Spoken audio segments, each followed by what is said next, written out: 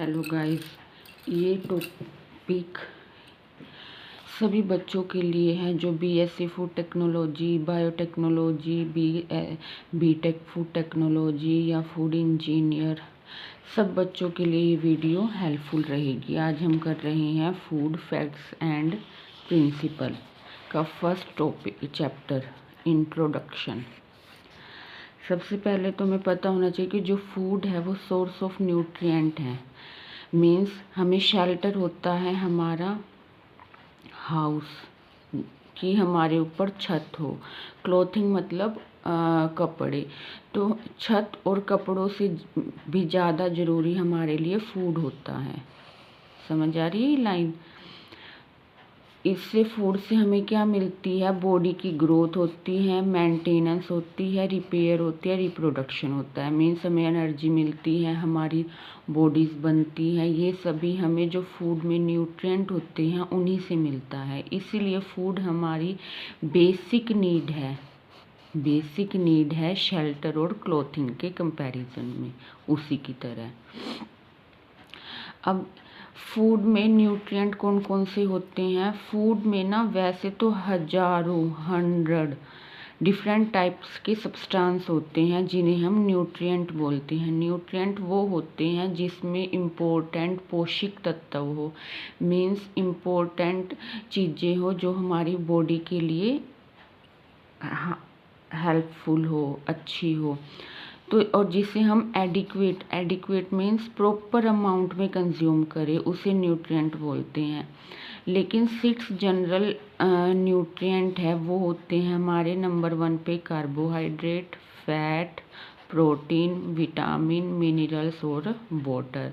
वैसे तो न्यूट्रिएंट हजारों हैं हमारी फूड में, लेकिन जो 6 होते हैं जो मेन होते हैं बॉडी के लिए, वो सबसे पहले तो कार्बोहाइड्रेट, फैट, नंबर 3 पे प्रोटीन, विटामिन्स, मिनरल्स और वाटर।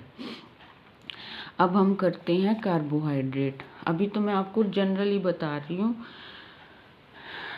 ये सब बच्चों के लिए हेल्पफुल है। बायोटेक्नोलॉजी वाले, फूड टेक्नोलॉजी वाले या जो माइक्रोबायोलॉजी वाले हैं, सब बच्चों के लिए ये गेट की तैयारी कर रहे हैं, उन सब बच्चों के लिए ये टॉपिक, ये वीडियो हेल्पफुल है। कार्बोहाइड्रेट है वो हमारी डाइट में बल्क मीन्स ज़्यादा अमाउंट में होता है। जैसे ये chief source of energy means ये मुख्य सोर्स है, मतलब ज़्यादा से ज़्यादा एनर्जी हमें कार्बोहाइड्रेट से मिलती है। जितनी भी बॉडी को एनर्जी रिक्वायरमेंट होती है, मान लिया 100 है, तो उसमें से 70% है वो हमें कार्बोहाइड्रेट से ही मिलती है। समझ आ रही है?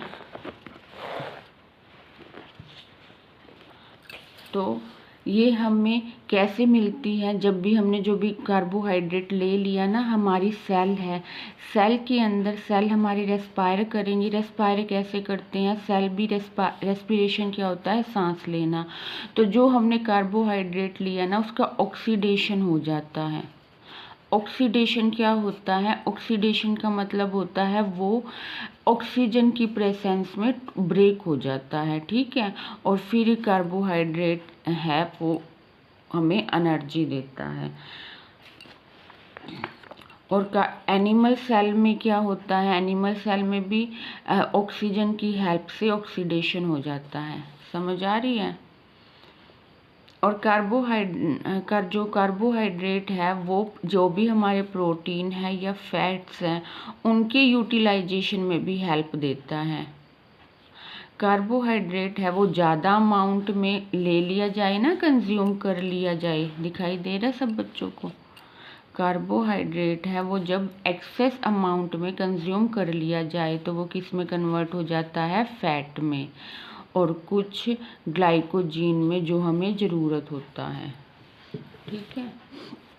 हमें कहाँ कहाँ से मिलता है कार्बोहाइड्रेट?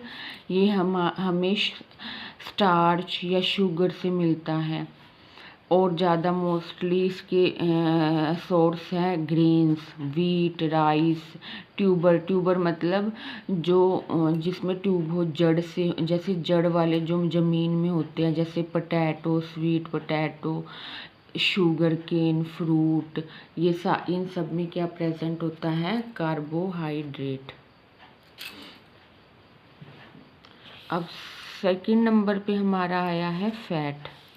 फैट भी क्या है? फैट भी हमारा फूड का एनर्जी सोर्स है, मतलब फैट से भी हमें सबसे ज़्यादा एनर्जी मिलती है।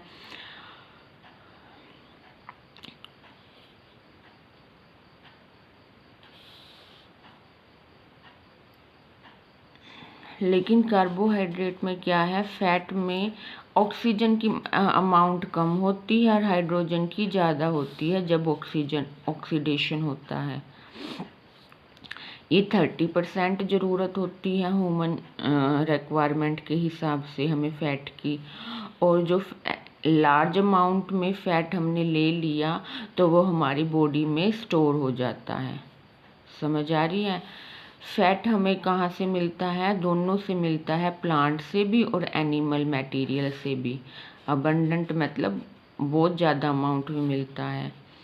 In plant they may be confined to the cytoplasmic membrane और may be present in reserve material. और प्लांट में ये कहाँ प्रेजेंट होता है? साइटोप्लाज्मिक मेम्ब्रेन में। आई होप आपको ये समझ आ रहा है।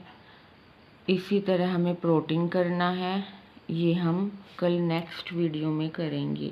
सबसे पहले आज मैंने आपको बताया है कार्बोहाइड्रेट। कार्बोहाइड्रेट का मैं आपको जनरली भी बता देती हूँ।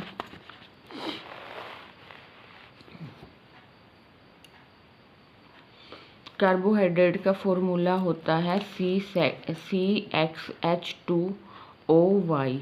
मतलब यहाँ पे X की वैल्यू कुछ भी हो सकती है, Y की कुछ भी। कैसे? जैसे ये है CXH2OY, तो C1 लिया तो H कितना हुआ? तो C1H2O। C2 लिया तो H4 हुआ और O2 हुआ। समझ में आ रही है? C3 लिया तो H हमारा कितना हो गया? 6। यहाँ पे जैसे यहाँ पे हमने 3 रख दिया और यहाँ पे भी यहाँ 2 है और यहाँ पे 3। अब 2 और 3 की मल्टीप्लाई हो जाती है, C3H6O3। इस तरह ये हमारे बहुत सारे कार्बोहाइड्रेट हो जाते हैं। तो ये हमारा जनरल फार्मूला है, ये आपको पता होना चाहिए। जनरल फार्मूला क्या है? C6H2OY। दूसरा हमें क्या बोलते हैं? इसने बोल दिया ना, यहाँ पे X है की वैल्यू है वो 3 से 1000 से स्टार्ट होती है। ठीक, मतलब X की वैल्यू 3 से स्टार्ट होएगी और 1000 तक चलती है। दूसरा इसे हम बोलते हैं हाइड्रेट ऑफ कार्बन या कार्बोहाइड्रेट। कार्बोहाइड्रेट को हम दूसरे फॉर्म में क्या बोलते हैं? या तो कार्बोहाइड्रेट या hydrate of carbon. Hydrate of carbon क्यों बोला? हाइड्रेट मीन्स होता है वाटर, तो हाइड्रेशन है ना, हाइड्रेट ऑफ कार्बन। कार्बोहाइड्रेट है वो ऑर्गेनिक कंपाउंड है। ऑर्गेनिक कंपाउंड कौन से होते हैं? जिसमें कार्बन, हाइड्रोजन, ऑक्सीजन हो। ऑर्गेनिक कंपाउंड कौन से होते हैं? जिसमें कार्बन, हाइड्रोजन और ऑक्सीजन हो, वो हमारे ऑर्गेनिक कंपाउंड होते हैं। और इसने यहाँ पे दे दिया ना कि root, tuber, cereal grain, sugar beet, इन सब से कार्बोहाइड्रेट मिलता है। कार्बोहाइड्रेट हमारे बहुत सारे टाइप के होते हैं, जैसे मोनोसैकेराइड्स, ये रहा मोनोसैकेराइड्स, फिर हमारा होता है डाइसैकेराइड्स और हमारे पॉलीसैकेराइड्स, ओलिगोसैकेराइड्स। ये सब मैं आपको कल समझाती हूँ। आई होप आपको ये वीडियो समझ आई है। Thank you.